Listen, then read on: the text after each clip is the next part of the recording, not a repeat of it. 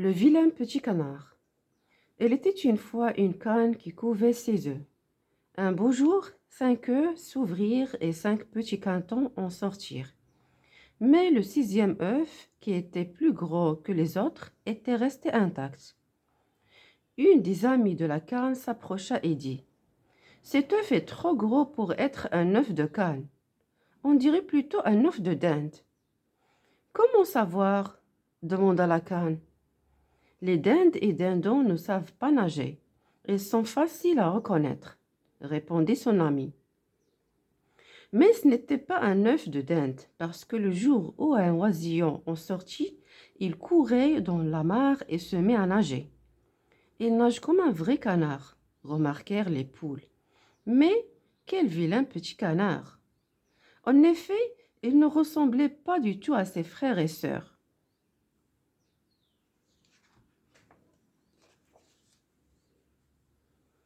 Quel vilain petit canard! Cacadèrent les oies.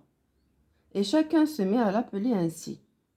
Quand il s'éloignait dans la basse-cour, on disait: Où es-tu, vilain petit canard? Mais la plupart du temps, on disait plutôt: Va-t'en, vilain petit canard. Le pauvre petit canard était très malheureux. Il n'avait pas d'amis. Personne ne voulait jouer ni nager avec lui. Même sa mère s'en moquait de lui. Alors, un jour, il s'enfuit, et personne ne le regretta. Le vilain petit canard espérait se faire des amis en parcourant le vaste monde. Mais les canards sauvages le traitèrent aussi durement que ceux de la basse-cour. Et les oies sauvages lui témoignèrent autant de mépris que les oies domestiques. Je ne serai donc jamais heureux, soupira le vilain petit canard. Un jour alors qu'il se morfondait au milieu d'un grand lac, il entendit de lourds battements d'ailes. En levant la tête, il vit un splendide vol de cygnes. Comme ils étaient beaux, ces cygnes avec leurs plumes blanches qui brillaient au soleil. Le vilain petit canard aurait bien voulu être un cygne, mais il n'était qu'un canard, et vilain avec ça. Le vilain petit canard passa tout l'hiver sur le lac. Il avait faim, il avait froid. Un jour, il faillit même rester emprisonné dans la glace. Mais un fermier et son chien vinrent le délivrer à temps. Enfin le printemps arriva, et soudain, toutes sortes d'animaux envahirent le lac où le vilain petit canard avait passé l'hiver en solitaire. Les oies et les canards s'abattaient joyeusement, mais personne n'adressait la parole au vilain petit canard. Alors il déploya des ailes et s'envola.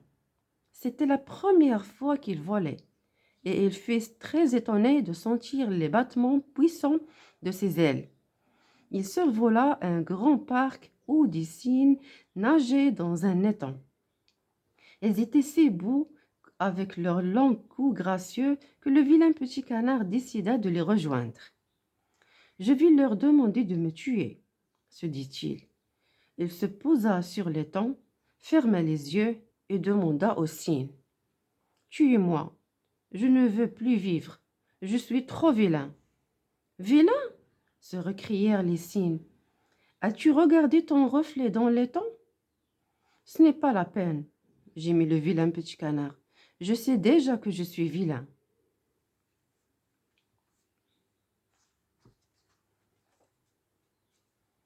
Regarde d'abord, insistèrent les cygnes. Le vilain petit canard obéit, et ce qu'il vit le remplit de joie. Il s'était complètement transformé pendant les longs mois d'hiver. Je suis comme vous, murmura-t-il. Quand les enfants qui jouaient dans le parc vinrent donner à manger aux cygnes, ils s'écrièrent: Il y a un nouveau cygne, comme il est beau! Alors le vilain petit canard comprit qu'il était vraiment un cygne, qu'il avait toujours été un cygne, et qu'il ne serait plus jamais seul ni malheureux.